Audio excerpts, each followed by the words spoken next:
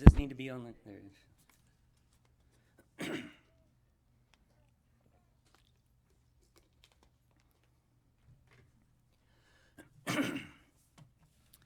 So this is a new lesson, kind of I just put together like yesterday.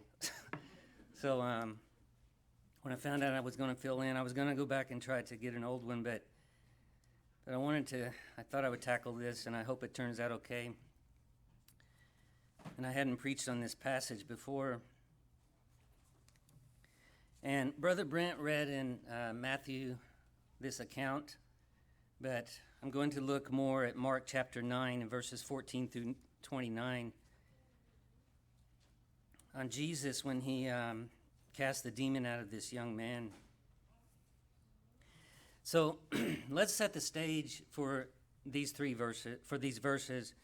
In verses 1 through 13 of this chapter, Jesus had taken James and John onto Mount Hermon, and he was transfigured before them, and the glory of his heavenly state became visible on the mountaintop. And these three disciples saw Jesus in his glory. They saw Moses and Elijah and listened to them talk to Jesus about his impending death on the cross. They even heard the voice of God, the Father, as he praised Jesus Christ, his Son, for what he was doing and what he was about to do. So these men must have been exhilarated and excited and motivated and on top of the world. They had been on top of the mountain, but they must have felt really great as they came down from that mountain. But when they arrived back in the valley below, they came face to face with a world struggling under a demonic force.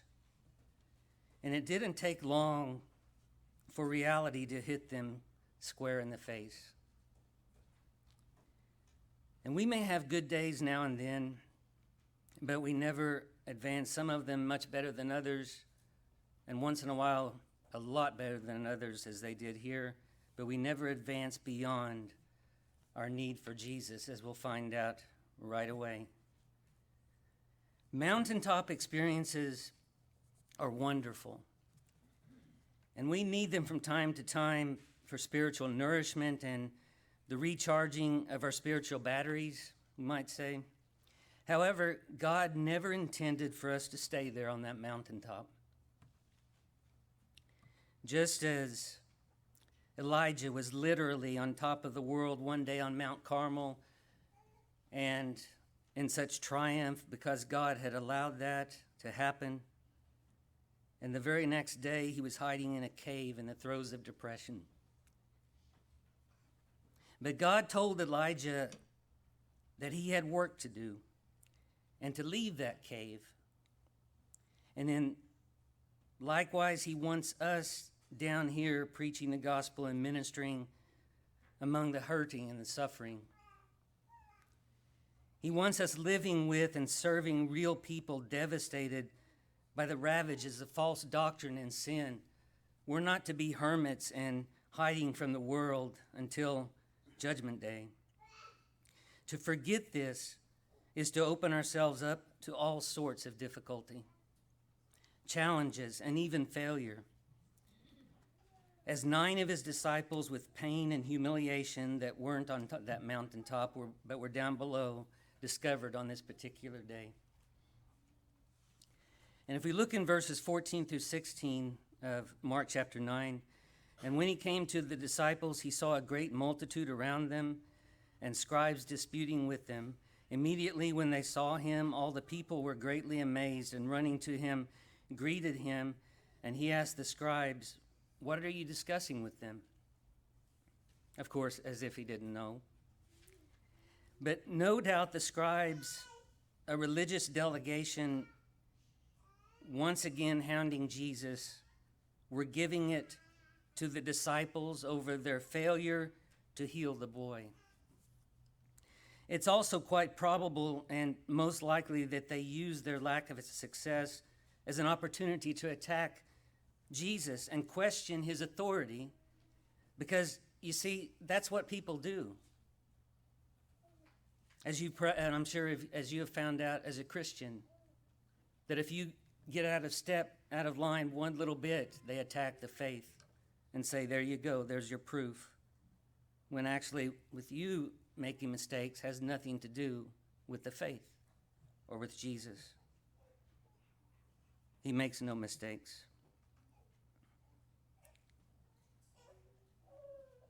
They were greatly amazed. It says here that they were amazed. And I don't know if you've thought about that when it says that, but it's very likely that his face would have shown and would have been like that of Moses. If we read about as we read about when he was up on Mount Sinai back in Exodus chapter 34. And there in verse 29. Exodus 34 and verse 29. And it was so when Moses came down from Mount Sinai, and the 2 tablets of the testimony were in Moses' hand when he came down from the mountain, that Moses did not know that the skin of his face shone while he talked with him. So when Aaron and all the children of Israel saw Moses, behold, the skin of his face shone, and they were afraid to come near him. Now, it was so that this with Moses, so it seemed to be maybe this was the case with Jesus as well. The word this word amaze points to what is called in the Greek as an extremity of terror when they looked on him. It wasn't like, oh, Jesus. It might have been more like fear and terror, because this seems to be the effect that God has as his glory has shown in such a way as Jesus just came from the top of the mountain. The word points to this word terror, and it's used 4 times in the New Testament and only by St. Mark. And one of the examples is for the holy women at the tomb of Jesus at the side of the angel that was seated there when they came to the sepulcher, but Jesus was not there. In Mark chapter 16 and verse 5, and entering the tomb, they saw a young man clothed in a long white robe sitting on the right side. And the word there, it says they were alarmed, as it's happened with anyone who comes face to face.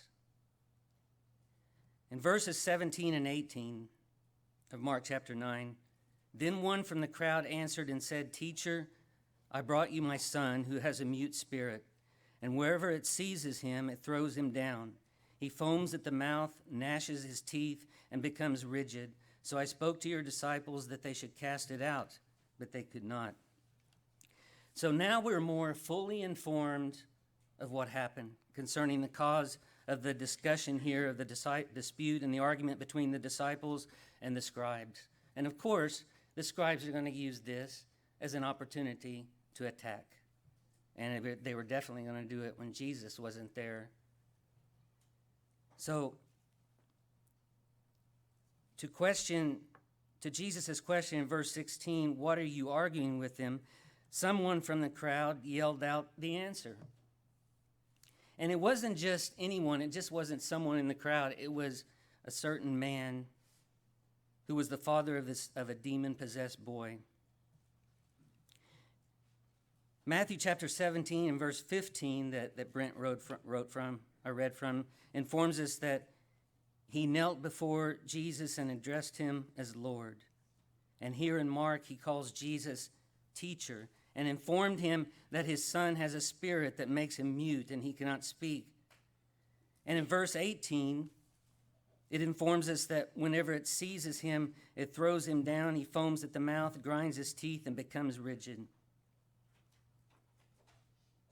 So his father came to Jesus' disciples looking for help, and unfortunately, he was greatly disappointed, and they were not able.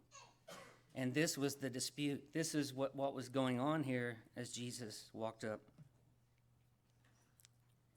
And in verses 19 through 20, he answered him and said, O faithless generation, how long shall I be with you? How long shall I bear with you?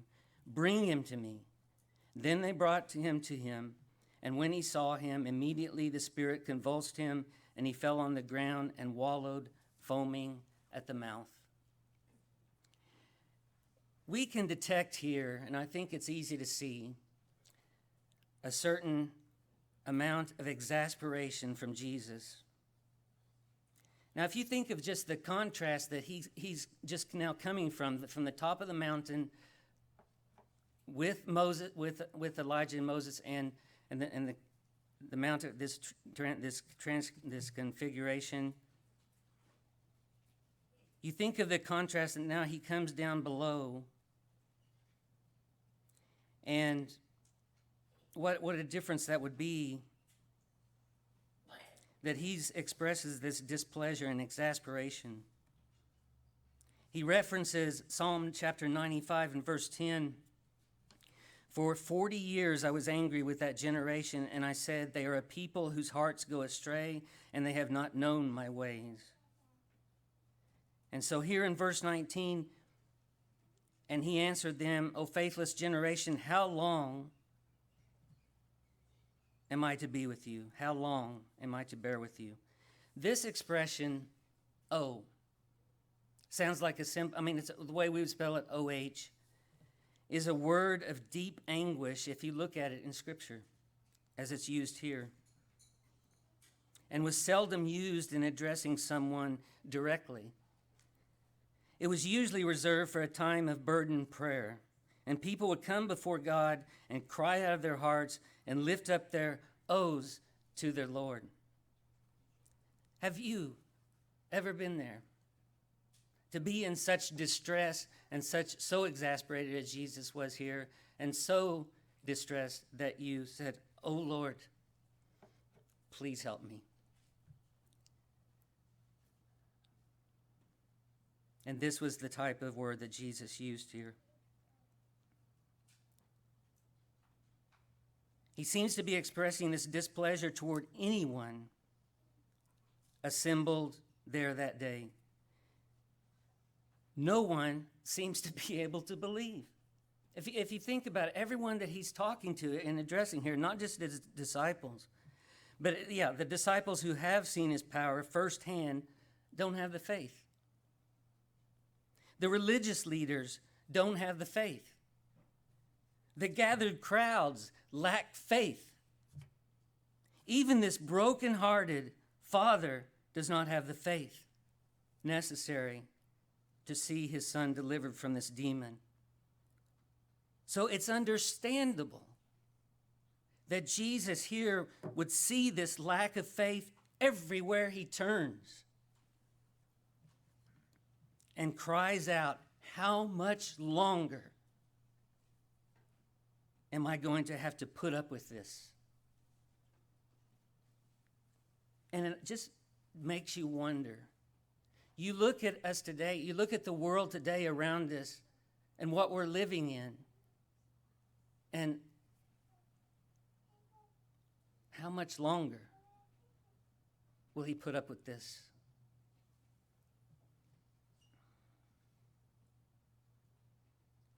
As we've said before, we're living in the middle of a cesspool of filth. And here he talks about the faith. It was a heartbreaking moment from Jesus.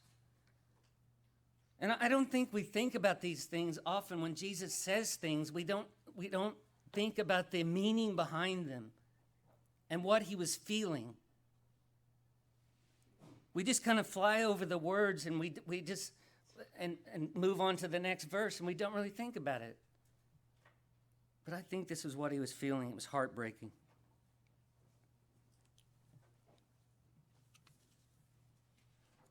Look back in Numbers chapter 14, and this goes all the way back to what God has always had to deal with. Numbers chapter 14 and in verse 11, then the Lord said to Moses, "How long will these people reject me? And how long will they not believe me with all the signs which I have performed among them?" And in verse 22 of chapter 14, Because all these men who have seen my glory and the signs which I did in Egypt and in the wilderness and have put me to the test now these 10 times, have not yet heeded my voice. And in verse 27, how long shall I bear with this evil congregation who complain against me? I have heard the complaints which the children of Israel make against me. How long will I put up with this? And it makes you wonder today, how long?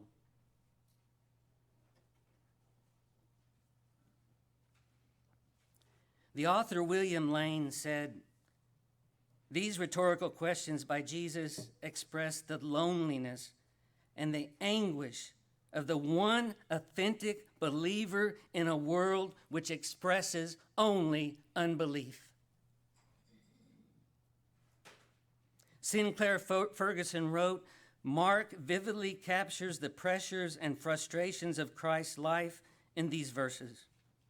On the mountaintop, he had been faced with the spiritual short-sightedness of his disciples. So it was even up there. Even on top of the mountain, he saw it. But here in this valley below, he was confronted by so much more.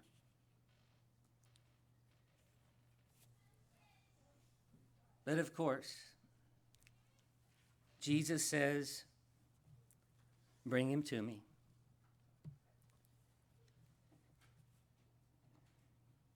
Because you see, what Jesus doesn't do that so many of us do when we get discouraged and want to walk away, and we do walk away, he doesn't. And he says, bring him to me. It's the imperative and the word of the command, bring him to me. The time for messing around with all of this comes to an end now.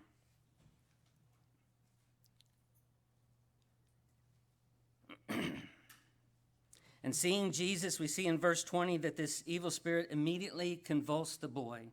He fell to the ground, rolled about uncontrollably, and was foaming at the mouth. The symptoms of epilepsy. But multiple times more with a demon. The boy's problems were prolonged and pervasive. The fundamental form of his condition was epilepsy in its worst form that we could possibly imagine, accompanied by dumbness, atrophy, and a suicidal mania. So on many occasions, it had almost been fatal. We see here that the devil's goal is to destroy. Revelation chapter 9 and verse 11 refers to his name in Hebrew as Abaddon, meaning destruction. And in Greek, Apollyon, meaning destroyer. The king of the bottomless pit. 1 Peter chapter 5 and verse 8, be sober-minded and be alert. Your adversary, the devil, prowls around like a roaring lion, seeking whom, and I want you to pay attention to this word, seeking whom he may devour. Not make your life miserable, not make you fall away, not just to be content with that, but just as we see in politics today or elsewhere, it's not enough to win. You must be destroyed. So you can never recover. And this is what Satan does. Notice the word says, seeking whom he may devour. He wants to destroy you.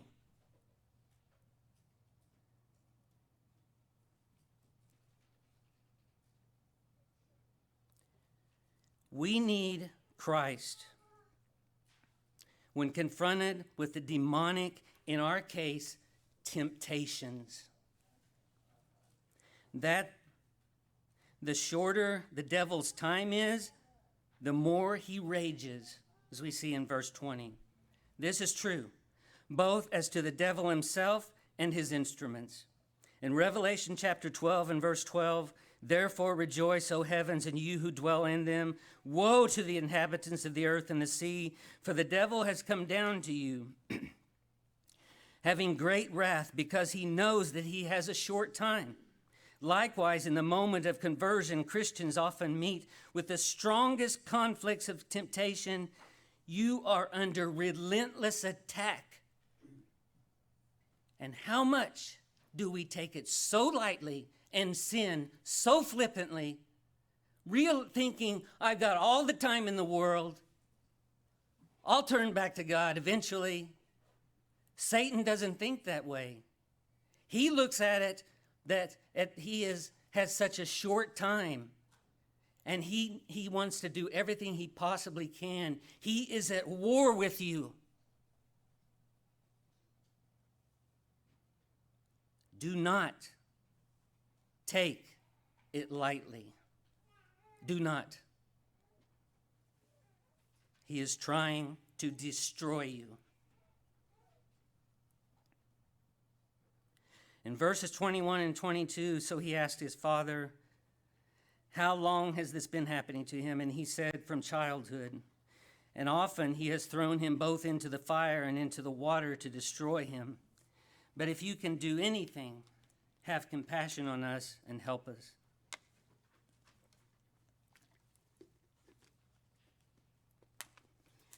I want you to think about that. Again, we fly over the verses, but think about this. As this boy was a horrific sight, as he lay rolling about in his miserable conditions, probably making terrifying sounds with blood-curdling screams on the ground. Just a horrific sight. And Jesus just casually asked the boy's father about the history of his condition, as if they were just sitting in a doctor's office. So how long has he been doing this? It's not even fathomable to us as humans or to a normal doctor that would just fall apart or lose it. But this is no normal physician. For one thing, Jesus already knew the answer to the question. But another, that the length, and we saw this when Lazarus was sick and he delayed, that the length and the stubbornness of his disorder might be known by all that were there, by all the unfaithful, and so that the cure that much more remarkable and evident of the power of God.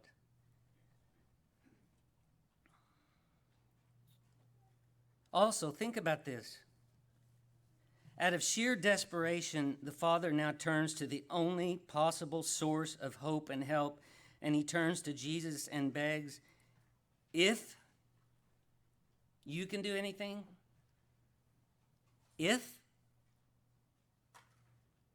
The man's faith is weak and small, but still he's looking in the right direction. I mean, at least he's looking in the right direction and he's asking the right person for help. But if, after everything Jesus has done to this point and is well known for, if,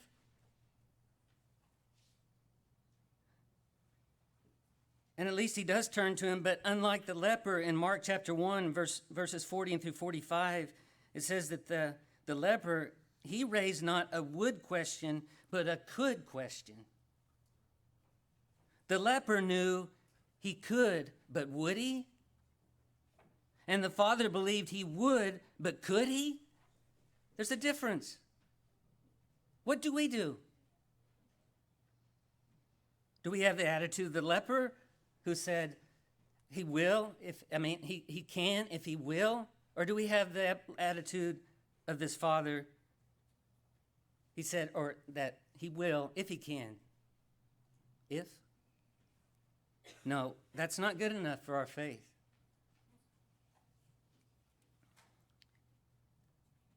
But remember that doubt does not disqualify. If it did, we'd all be dead. Instead of throwing daggers at doubters, we're called to be compassionate. Just as Jesus was here towards those who have questions. We see God's heart in Jude verse 22, and have mercy on those who doubt. Literally, it says it right there, have mercy on those who doubt. Because maybe they just don't understand. Maybe they've never been told. One of the clearest expressions of doubt is found right before Jesus gives the Great Commission to his disciples in Matthew chapter 28. You would think that the disciples had dealt with their doubts, and now that Jesus is alive after being resurrected, what else would it take not to have doubt? That they'd be ready to move out in faith. But if you look in verses 16 and 17 of Matthew 28, now the 11 disciples went to Galilee, to the mountain to which Jesus had directed them, and when they saw him, they worshipped him, but some doubted. Even after all that, they doubted. But it's fascinating to me that Jesus doesn't say something like this: those of you who are worshiping, you go out and make disciples. Those of you who are dealing with doubt, you stay here and where you are until you get it all figured out. Jesus didn't say that. No, he tells the whole group, go and make disciples, whether you doubt or not, basically. As I said, if it was doubting, we'd all be in trouble. Do it anyway. Verses 23 and 24, Jesus said to him, if you can believe, all things are possible to him who believes. Immediately the father of the child cried out and said with tears, Lord, I believe. Help my unbelief. And here Jesus responds in surprise to this if question. And almost at the point of the father's unbelief and doubt, in verse 23, if I can. That the issue was not about ability to act on ability to believe, but all things are possible for one who believes. That's the issue. The father immediately responds, I believe, help my unbelief. You've got to love his honesty and his humility.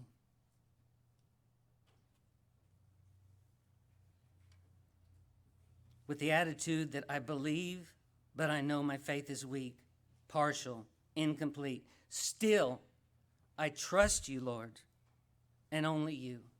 And that's what matters. Yes, I'm doubting, but I trust you.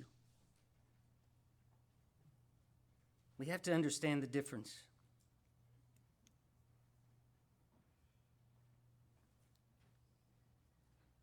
I have nowhere else to turn.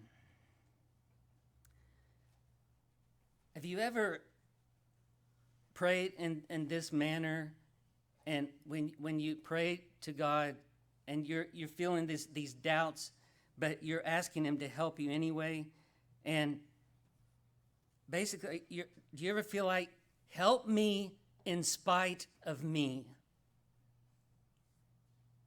Despite of how weak and frustrating and exasperating I am, please help me.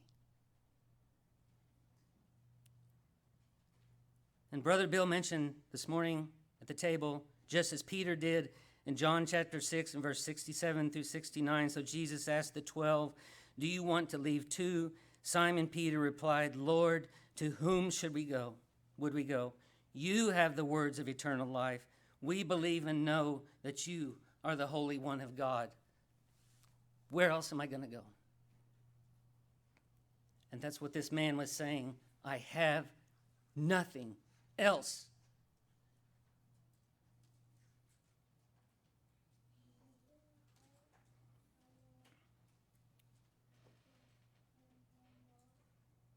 Nothing can be more touching and natural than this. An anxious father, distressed at the condition of his son, having applied to the disciples in vain, and now coming to the Savior. Verses 25 through 27, when Jesus saw that the people came running together, he rebuked the unclean spirit, saying to it, "Deaf and dumb spirit, I command you, come out of him and enter him no more." Then the spirit cried out, convulsed him greatly, and came out of him, and he became as one dead, so that many said he is dead. But Jesus took him by the hand and lifted him up, and he arose. So this demon had no choice, but leaving, he makes one final big show. He cried, screamed out, convulsed the boy again, terribly this time, but he came out. By raising this boy, Jesus provides insight into the meaning of his own death and resurrection. Satanic powers bring death, but divine power brings resurrection of life.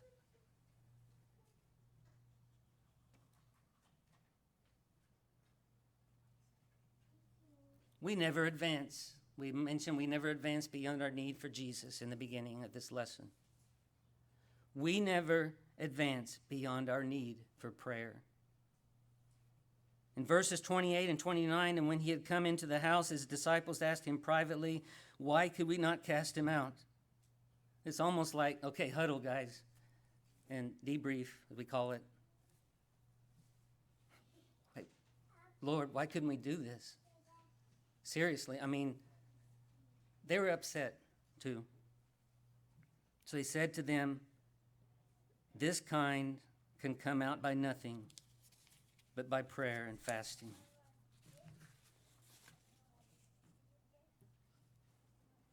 It's been quite an eventful day for the disciples. They should have learned a lot.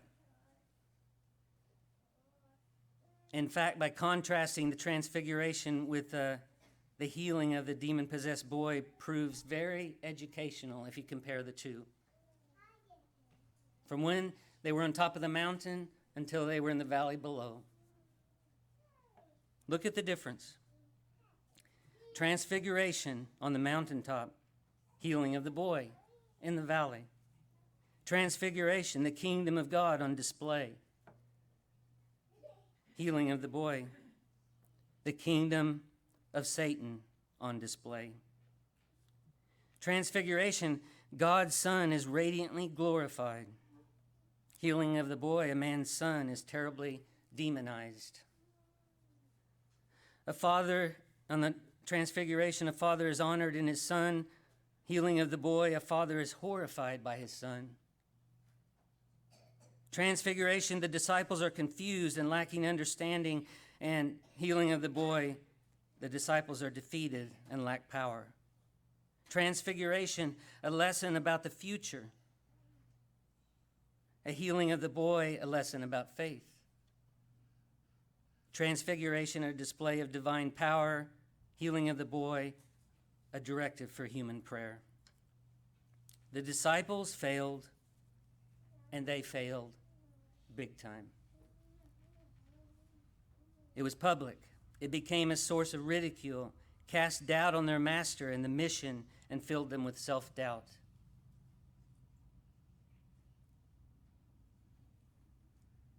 So when Jesus entered the house for a time of private reflection and debriefing, they asked the question troubling their hearts, why could we not cast him out? And the fact that they asked the question betrays a sense of confidence in their own strengths and abilities, and it suggests what they believed should have been sufficient for this encounter. We did it before and we'll do it again. Don't get too high and mighty and don't get too proud of yourself for past accomplishments, because maybe that's what happened. Because life can come along and in the blink of an eye knock you flat on the ground. Why? Why did this happen?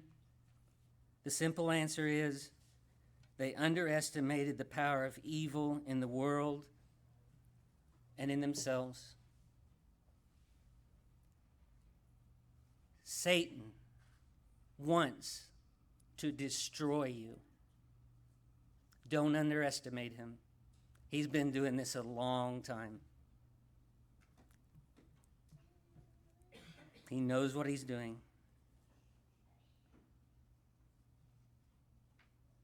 They might have been saying the right words, but they were powerless because they were prayerless. Are we powerless because we are prayerless? You're losing a lot of strength, and you could spiritually die if you don't pray.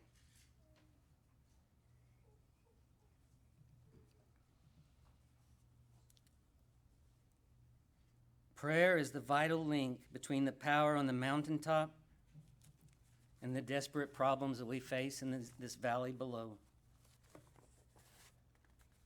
I hope you can see this morning what Jesus meant when he said, "O faithless generation." We need to, in our lives, we need to take this serious. I mean, just as the disciples needed to do here with this, what was going on here, they were overwhelmed.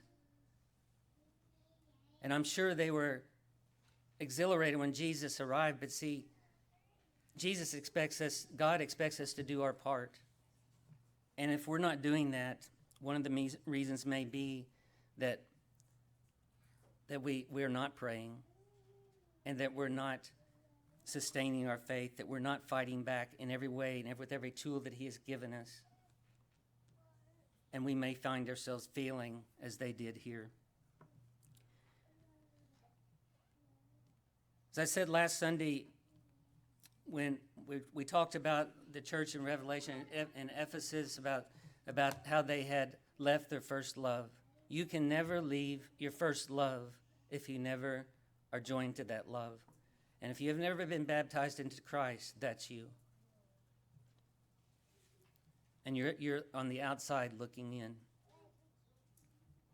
If you have wandered away from him, and you have doubted to the point that it's affecting your faith, and that you're getting weaker and weaker and weaker as the disciples did here, then you need to make that known. And we will do everything we possibly can with our prayers to help you get back in and stay there. We invite you to come. Well, together we stand and sing.